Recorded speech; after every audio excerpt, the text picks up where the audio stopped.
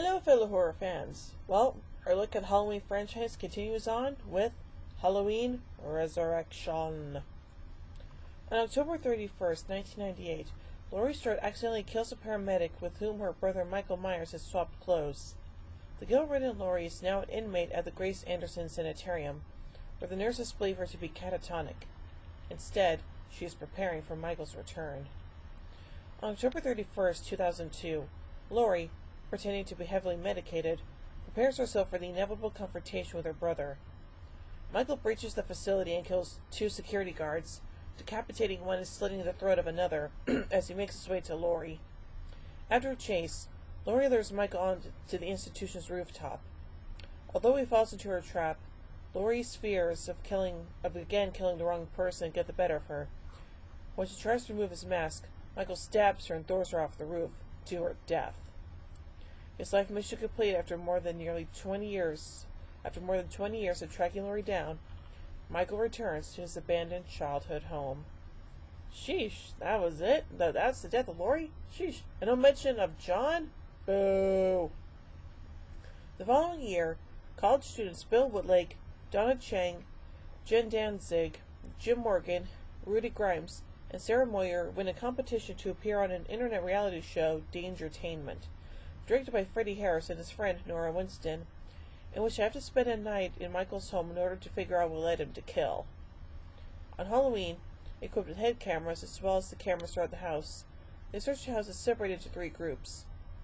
Sarah's messaging friend Deckard watches the broadcast during a Halloween party. Meanwhile, Michael suddenly appears and stabs Bill in the head and kills cameraman Charlie. Aww. Donna and Jim begin getting intimate in the basement, and a wall filled with corpses fall on them. Jim realizes the corpses are fake and the show's a setup. Dun dun dun. Jim leaves, but Donna notices a tunnel behind the fallen wall. Myers chases her through the tunnels by impaling her on a spike in a wall. Again with impalement, Michael? Gosh. At the party, Deckard realizes that the murder was real, but others believe it is an act. Freddy goes through the house dressed as Michael, but is secretly followed by the real Myers. Freddy, mistaking Michael for Charlie, tells him to go to the garage and help Nora out. He goes to the garage and promptly kills Nora. Ugh. When Rudy, Sarah, and Jim find Freddy in the Myers costume, he reveals the scheme to them and begs them to cooperate, telling them that he set up a nice payday for all of them. When he leaves, the trio decide to gather up the other three and leave. But before they can, Jen discovers the body of Bill and is decapitated by Myers right in front of Rudy, Sarah, and Jim. Rudy and Sarah flee, but Jim stays to fend off Myers only to have his head crushed. Ugh, nasty. Michael kills Rudy by pinning him to the door with kitchen knives before chasing Sarah upstairs. Locking herself in the bedroom, Sarah begs for Deckard to help her. The other partygoers realize that the deaths have not been staged. Gee, ya think? With Deckard messaging her Myers' location, Sarah escapes and is found by Freddy. Myers finds and attacks them. Freddy is injured and Sarah makes her way to the tunnels. She finds an exit near Donna's body and emerges in the garage, where Myers finds her and starts an electrical fire in the garage. Freddy returns and begins fighting Michael hand to hand. When he is overpowered, Freddy instead electrocutes Myers, tangling him up in electrical wiring before carrying Sarah out of the burning garage. The Myers house burns to the ground, and Sarah thanks Deckard for saving her life. Michael's body and the bodies of his victims are taken to the morgue. As the medical examiner begins to examine Michael's body, he awakens. And too bad we won't find out what happened next, because after this movie came out, that's when we got the Rob Zombie remakes. Yay. Anyway, let's look at the production of this movie. The writers of Halloween H2O, 20 years later, were left with a dilemma when Jamie Lee Curtis wanted to end the series, but Mustafa Akkad had a clause that legally wouldn't allow the writers to kill Michael Myers off. Seriously? According to the Blu-ray released by Scream Factory, Curtis almost left the project just weeks before filming, until Kevin Williamson came up with the paramedic storyline and presented it to Akkad.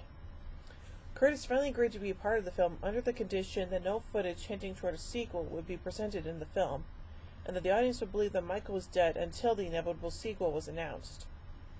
Resurrection's first shot of Michael in the paramedic uniform was filmed the day after H2O's principal photography ended, according to H2O's editor, Patrick Lussier.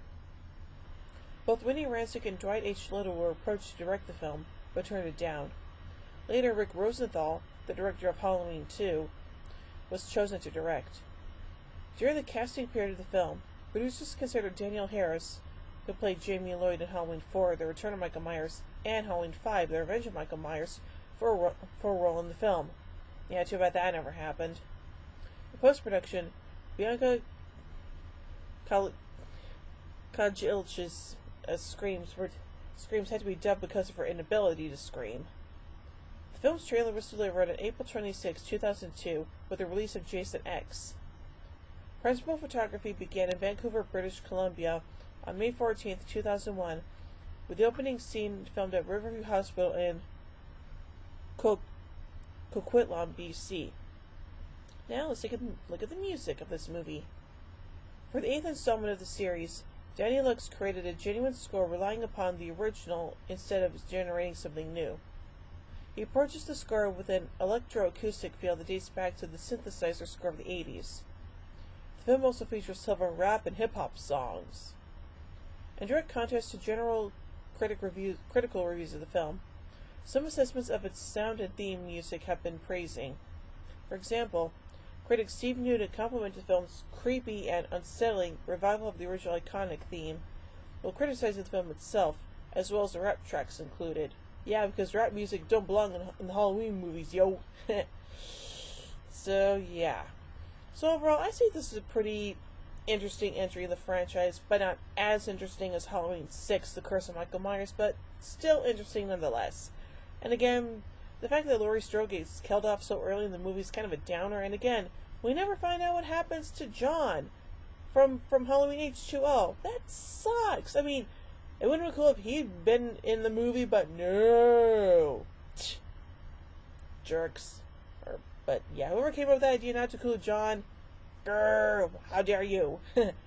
So yeah. So overall, I give Halloween Resurrection 2 jack-o'-lanterns out of 5. Well, join me tomorrow as we take a look at the first Rob Zombie movie with, what I meant to say was, well, join me tomorrow as we take a look at Rob Zombie's Halloween from 2007. Yay.